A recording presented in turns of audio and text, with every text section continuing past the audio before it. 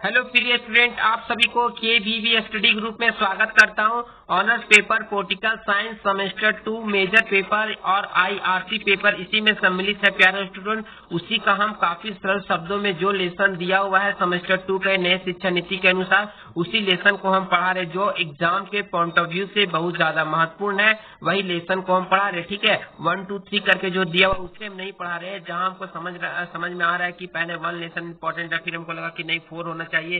तो जिस टेस्ट हमको इम्पोर्टेंट लग रहा है वही हम पढ़ा रहे हैं, और जो एक्सटर्नल एग्जाम के पॉइंट ऑफ व्यू से बहुत ज्यादा महत्वपूर्ण है वही लेसन को पढ़ा रहे। आप लोग टेंशन बिल्कुल फ्री, जो आने वाला है वही लेसन को पढ़ा रहे, ज्यादा हम नहीं पढ़ाएंगे, ठीक है। और जो इम्पोर्टेंट है, जो आने की संभावना बहुत ज्यादा, वही लेसन को पढ़ा रहे। और सेमेस्टर 2 वाले लोग के लिए एक बहुत ही महत्वपूर्ण सूचना है कि सेमेस्टर 2 का एडमिट कार्ड जारी कर दिया गया, कल रात को ही जारी कर दिया गया था, ठीक है। और आप लोग अपना एडमिट कार्ड निकाल ले और अपना टाइम देख ले, ठीक है। आपका फर्स्ट सिटिंग में कि सेकंड सिटिंग में एग्जाम कब का एक बार अच्छा से वेरीफाई हो ले, ठीक है। उसके बाद टेंशन फ्री हो जाए, ठीक है। और काफी सरल शब्दों में आप लोग को समझाएंगे ताकि आप लोग किसी प्रकार का दिक्कत का सामना नहीं करना पड़े, ठीक है। जो हम नेक्स्ट जो पढ़ा रहे हैं, जो अभी चैप्टर पढ़ा रहे हैं उसमें समानता और न्याय, ठीक है। उसमें 2 क्वेश्चन बन रहा है। तो पहला क्वेश्चन आपको पढ़ा रहे, न्याय की परिभाषा दीजिए, न्याय के विभिन्न रूपों की विवेचना करें। और अथवा करके क्वेश्चन आ सकता है, न्याय से क्या समझते हैं, न्याय के विभिन्न आयामों की विवेचना करें।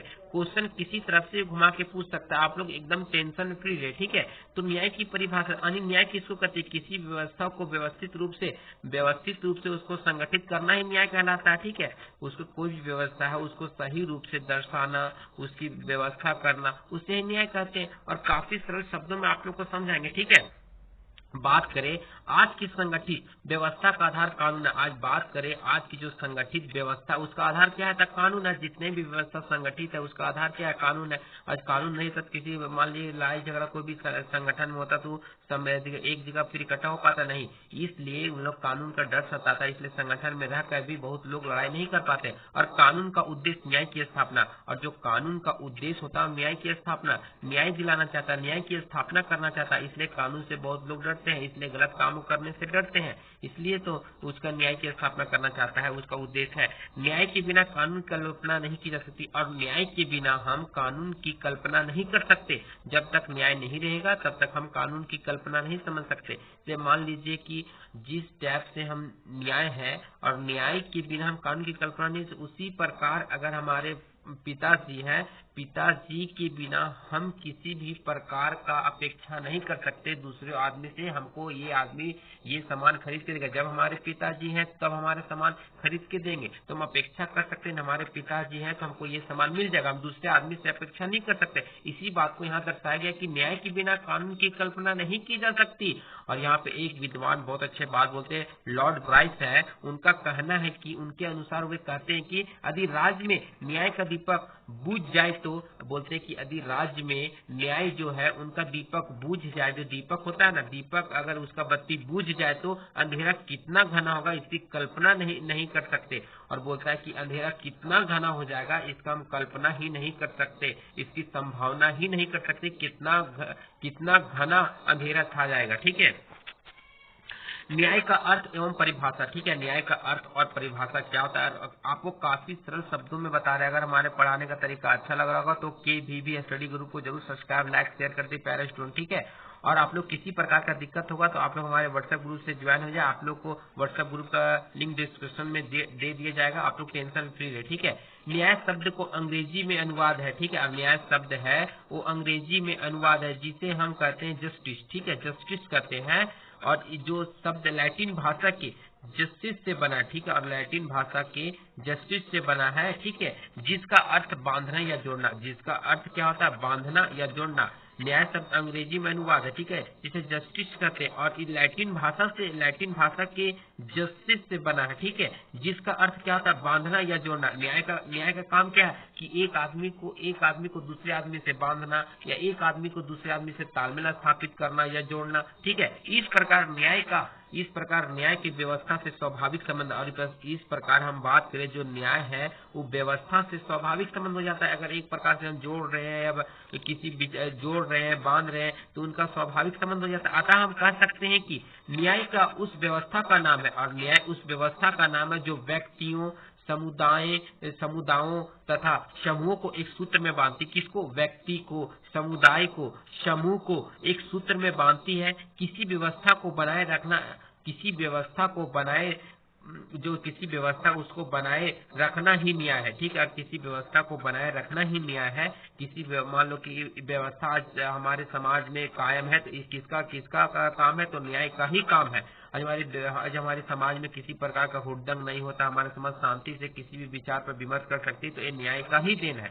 क्योंकि किसी भी व्यवस्था किन्हीं तत्वों को एक दूसरे के साथ जोड़ने के बाद ही बनती है। और किसी भी व्यवस्था की बात करें तो किन्हीं तत्वों के जो एक दूसरे के जोड़ने के साथ ही बनती है अथवा पनपती है, और इसके बाद ही पनपती है। ठीक है, पनपती है और इसे जोड़ती है। ठीक है, मेरियम के अनुसार, एक वैज्ञानिक को बोलते हैं, मेरियम के अनुसार न्याय उन मान्यताओं तथा प्रक्रियाओं का योग है। न्याय क्या है? उन मान्यताओं और तथा प्रक्रियाओं का योग है जिनके माध्यम से प्रत्येक व्यक्ति को वे सभी अधिकार तथा सुविधाएं प्राप्त होती है। क्या? प्रत्येक व्यक्ति को वे सभी अधिकार है जिसमें सुविधाएं प्राप्त होती है जिन्हें समाज उचित मानता है। और समाज उचित मानता बोलते हैं कि न्याय को हम मान्यता प्रक्रिया का योग है। ठीक है, लेकिन जिसके माध्यम से प्रत्येक व्यक्ति को वे सभी अधिकार तथा सुविधाएं जो प्रदान होती है उसे समाज उचित मानता है। सभी सुविधाएं प्रदान किया जाता है उसे समाज उचित मानता है। दूसरा, मिल के अनुसार न्याय उन नैतिक नियमों का नाम है। न्याय उन नैतिक नियमों का नाम है जो मानव कल्याण के धारणाओं से संबंधित है, और जो मानव कल्याण के धारणाओं से संबंधित है तथा इसलिए जीवन के पथ प्रदर्शन के लिए किसी भी नियम से अधिक महत्वपूर्ण है। और हम बात करें तो किसी जीवन के पथ प्रदर्शन होता है, जो जीवन के पथ पर चलने वाले प्रदर्शन का जो होते हैं, जो चलते हैं उनके जीवन के पथ पर चलते हैं, वो किसी भी नियम से अधिक महत्वपूर्ण है, और किसी भी नियम से अधिक महत्वपूर्ण होते हैं जीवन। ठीक है, यहाँ यही बात को दर्शाया गया है।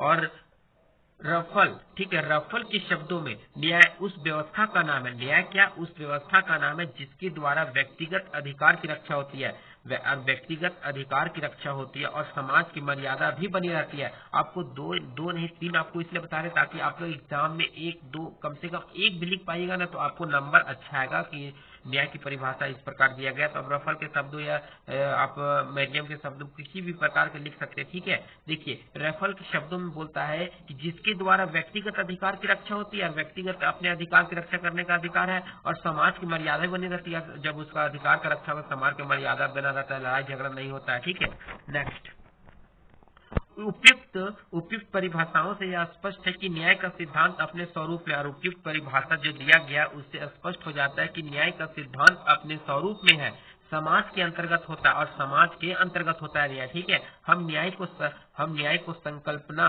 को समाज से बाहर हम बात करें तो न्याय की जो संकल्पना है वो समाज से बाहर है, उससे अलग तथा उससे दूर सोच भी नहीं सकता, और हम उससे अलग नहीं सोच सकते, उसे दूर भी नहीं सोच सकते। न्याय के अर्थ को सत्य, नैतिकता तथा शोषण विहीनता की स्थिति में ही पाया जा सकता। और न्याय किस स्थिति में पाया जाता है? तो वहाँ पे जहाँ शोषण होता है, जहाँ विहीनता होता है, ठीक है, जहाँ नैतिकता होता है, वहाँ पे उस स्थिति में न्याय को पाया जाता है। इसका अर्थ का एक पहलू लोगों के बीच व्यवस्था की स्थापना पर जोर देता है, और जो न्याय की एक पहलू होती है वो इस बात पे कि स्थापना पे, व्यवस्था की स्थापना पर जोर देता है, वे एकजुट करने के प्रयास करता है, जोड़ने का प्रयास करता है न्याय। तो दूसरा पहलू अधिकार एवं कर्तव्यों को बनाने का प्रयत्न करता है। यहाँ पे थोड़ा मिस प्रिंट हो गया, पेरास्प्रिंट, ठीक है, यत्न लिखा गया, प्रयत्न होगा।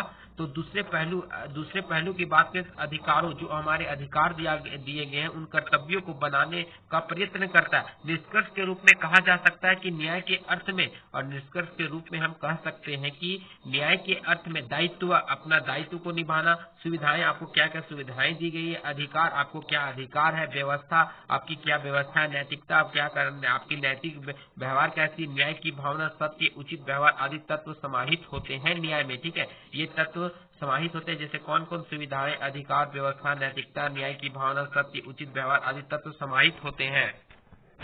न्याय की धारणा के विभिन्न रूप या आयाम, ठीक है, और जो न्याय की विभिन्न रूप या धारणा आयाम कुछ भी आ सकता है एग्जाम में, उस टाइप से आप लोग लिख सकते हैं। आपको पॉइंट बता रहे, 5 पॉइंट आप लोग काफी सरल शब्दों में समझिए, आप लोग काफी सरल शब्दों में समझा रहे प्यारे स्टूडेंट। अगर हमारे पढ़ाने का तरीका अच्छा लग रहा हो तो KVB स्टडी ग्रुप को जरूर सब्सक्राइब, लाइक, शेयर कर दे। पहला पॉइंट है न्याय, ठीक है। परंपरागत रूप से न्याय की धारणा को नैतिक रूप में ही अपनाया जाता रहा है। और परंपरागत रूप में बात करें, पहले की जो धारणा है वो जो धारणा न्याय की धारणा को नैतिक रूप में ही अपनाया जाता रहा है, ठीक है। और नैतिक न्याय इस धारणा पर आधारित और नैतिक न्याय इस धारणा पर आधारित है कि विश्व में कुछ सर्वव्यापक, अपरिवर्तनीय तथा अंतिम प्राकृतिक नियम है, ठीक है, जो कि व्यक्तियों के आपसी संबंधों को ठीक प्रकार से संचालित करते हैं। और क्या, जो व्यक्ति के आपसी जो संबंध होते हैं ना, उनको ठीक प्रकार से चलाने का काम करती है। इन प्राकृतिक नियमों, अगर बात करें, इन प्राकृतिक नियम, प्राकृतिक अधिकार पर आधारित जीवन व्यवस्थित करना ही नैतिक है। और जो प्राकृतिक अधिकार और जो प्राकृतिक अधिकार है आधारित पर जो जीवन व्यवस्थित है, उसे नैतिक न्याय है। जब हमारा आचरण इन नियमों के अनुसार होता है, जब हमारा आचरण इन नियमों के अनुसार होता है, किसके नियम के अनुसार, प्राकृतिक अधिकार और आधारित जीवन पर व्यवस्थित होता है। जब हमारे आचरण इन नियमों के अनुसार होता है और इसके अनुसार चलता है, तब वह नैतिक न्याय की अवस्था होती है। और उससे तब हम नैतिक न्याय की अवस्था होती है जब हमारा आचरण इनके विपरीत होता है। और जब इसका हम लोग का आचरण जब इसके विपरीत होता है, जब इसका उल्टा होता है, तब नैतिक न्याय के विरुद्ध होता है। जब इनका उल्टा होता है तो नैतिक न्याय के विरुद्ध होता है, स्वाभाविक है।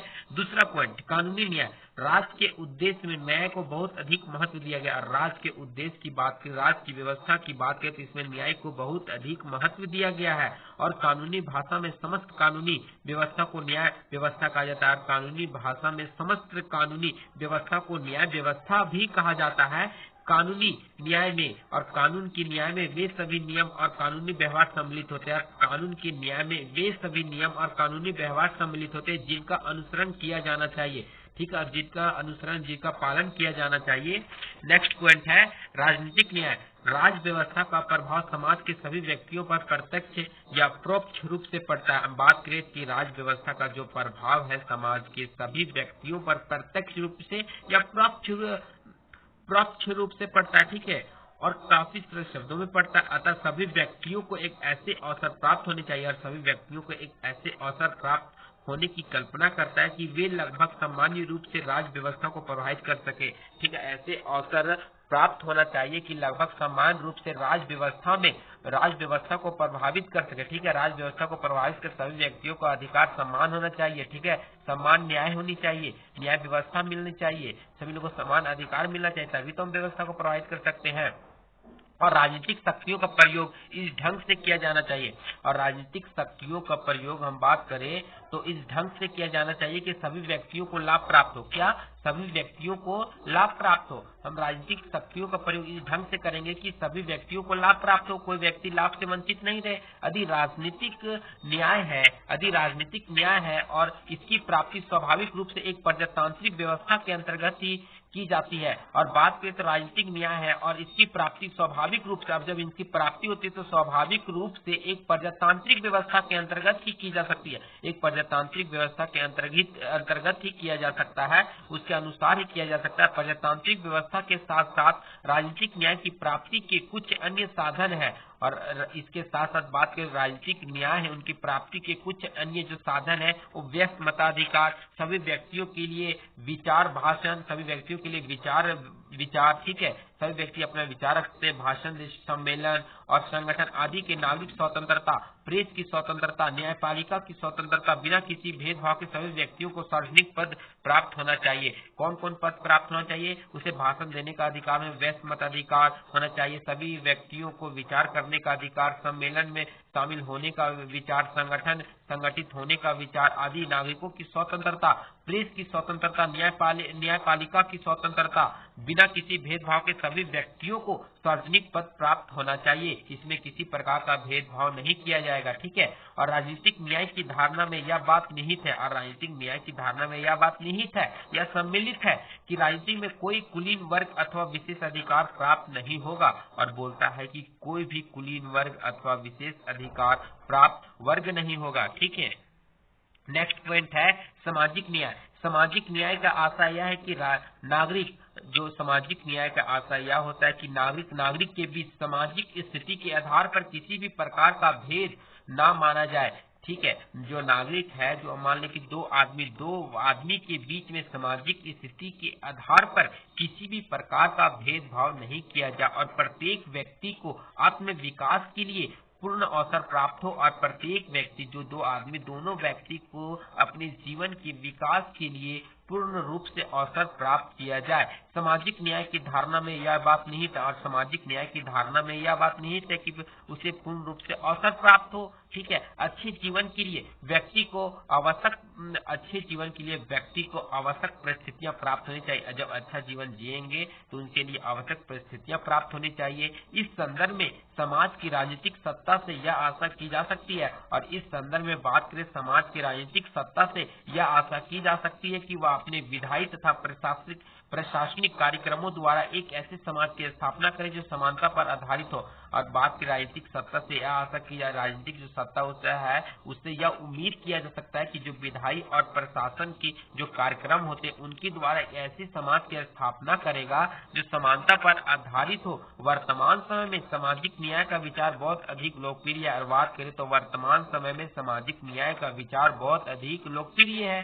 ठीक है, नेक्स्ट पॉइंट है आर्थिक न्याय। ठीक है, आर्थिक न्याय सामाजिक न्याय का एक अंग है। आर्थिक न्याय और सामाजिक न्याय का एक अंग है। ठीक है, और कुछ लोग आर्थिक न्याय का तात्पर्य पूर्ण आर्थिक समानता से लेते हैं। कुछ लोग आर्थिक जो न्याय है उनका तात्पर्य पूर्ण आर्थिक समानता से लेते हैं, किंतु वास्तव में इस प्रकार की स्थिति व्यवहार के अंतर्गत किसी भी रूप में संभव नहीं। और वास्तव में बात करें तो इस प्रकार की स्थिति व्यवहार के अंतर्गत जो व्यवहार किए जाते हैं उसके अंतर्गत किसी भी रूप में संभव नहीं होता है। आर्थिक न्याय का तात्पर्य यह है कि संपत्ति संबंधी भेद इतना अधिक नहीं होना चाहिए कि धन संपदा के आधार पर व्यक्ति के बीच विभेद की कोई दीवार खड़ी हो जाए। और बोलता है कि आर्थिक न्याय का तात्पर्य यह नहीं होना चाहिए कि संपत्ति से संबंधित किसी भी प्रकार जो संपत्ति है उससे संबंधित संपत्ति से संबंधित इतना ज्यादा भेदभाव उत्पन्न हो जाता है कि धन संपदा के आधार पर व्यक्ति के बीच भेदभाव उत्पन्न हो जाता है, यानी विभेद की दीवार खड़ी हो जाती है। मान लीजिए कि आप ही घर में हमारे दो चाचा के बीच जमीन का मामला है, तो एक आदमी को कम मिल जाए, एक आदमी को ज्यादा मिल जाए, तो दोनों के बीच बहुत ज्यादा मतभेद उत्पन्न हो जाता है, लड़ाई झगड़ा की संभावना रहती है। यहाँ इसी बात को चर्चा किया गया है। ठीक है, और कुछ धनी व्यक्तियों द्वारा अन्य व्यक्तियों को श्रम का शोषण किया जाता है। कुछ धनी व्यक्ति जो बड़े वर्ग द्वारा होते हैं, उस छोटे वर्ग को जो छोटे वर्ग उनके ऊपर शोषण किया जाता है, अत्याचार किया जाता है, मारपीट किया जाता है, लड़ाई झगड़ा किया जाता है, उसपे किसी तरह का शोषण करके उनकी जमीन को हड़प लिया जाता है या उसके जीवन पर अनुचित अधिकार स्थापित किया जाता है, उनके अनुसार काम करते हैं। उनमें यह बात भी निहित है कि पहले समाज में सभी व्यक्तियों को अनिवार्य आवश्यकताएं पूरी होनी चाहिए। और उसमें यह बात भी निहित है कि पहले समाज में सभी व्यक्तियों को अनिवार्य आवश्यकता पूरी होनी चाहिए। जो आवश्यकता है व्यक्ति की अनिवार्य आवश्यकताएं होती है वो उनको पूरा किया जाना चाहिए। उसके बाद ही किन्हीं व्यक्तियों द्वारा आरामदायक आवश्यकता या विलासिलता की आवश्यकताओं को पूरा किया जाए। ठीक है, जो उनकी जरूरत है उसको पहले पूरा किया जाए। ठीक है, आर्थिक न्याय के लक्ष्य को प्राप्त करने के लिए व्यक्तिगत संपत्ति के अधिकार को सीमित किया जाना चाहिए। और यहाँ एक ही चीज बोलता है कि आर्थिक न्याय के लक्ष्य को प्राप्त करने के लिए व्यक्तिगत संपत्ति के अधिकार को सीमित किया जाना चाहिए। जो व्यक्ति के अधिकार है, जो उसके जमीन, जो जिसके पास जमीन है उसको सीमित कर दिया है। सभी लोगों को सम्मान में बांट देना चाहिए, सम्मान अधिकार दे देना चाहिए, तो लड़ाई झगड़ा की स्थिति बहुत ही कम हो जाएगी। ठीक है, इसी बात को यहाँ दर्शाया कि अगर हमारा पढ़ाने का तरीका अच्छा लगा तो KBB स्टडी ग्रुप को जरूर सब्सक्राइब, लाइक, शेयर कर दे प्यारे स्टूडेंट। ठीक है, और आप लोग की यार इसके बाद आप लोग के सामने समानता का लाएंगे। समानता एकदम इसमें न्याय समानता एक ही है, लेकिन अलग अलग आपको पढ़ा रहे ताकि आप लोग को अलग अलग पूछे ना कि न्याय और समानता में क्या डिफिनेशन है, तो आप लोग डिफिनेशन भी काफी सरल शब्दों में लिख दीजिएगा। इसलिए आप लोग को किसी प्रकार का दिक्कत का सामना नहीं करना पड़े और जो हमको इम्पोर्टेंट लग रहा है उसी को बता रहे हैं एक्सटर्नल एग्जाम के पॉइंट ऑफ व्यू से। ठीक है, इस तरह ये आपका सेमेस्टर 2 का दूसरा लेसन कंप्लीट हो गया। ये दूसरा लेसन नहीं है, ये मेरे हिसाब से दूसरा लेसन है। हम आप लोग को 1-2 करके नहीं पढ़ा, जो हमको इम्पोर्टेंट लग रहा है, जो सिलेबस में इम्पोर्टेंट है, ठीक है, वही हम आप लोग को पढ़ा रहे हैं। ठीक है, आज लेसन में जो जो हमको इम्पोर्टेंट है उसी को वैसे आप लोग को पढ़ाने का प्रयास कर रहे हैं और काफी सरल शब्दों में एक बार फिर से आप लोग को रिपीट कर रहे हैं। वीडियो लंबा हो गया, टेंशन मत लीजिए, लेकिन आप लोग को अगर पढ़ाने का तरीका अच्छा लगा तो KBB स्टडी ग्रुप को जरूर सब्सक्राइब, लाइक, शेयर कर दे। जय हिंद, जय भारत।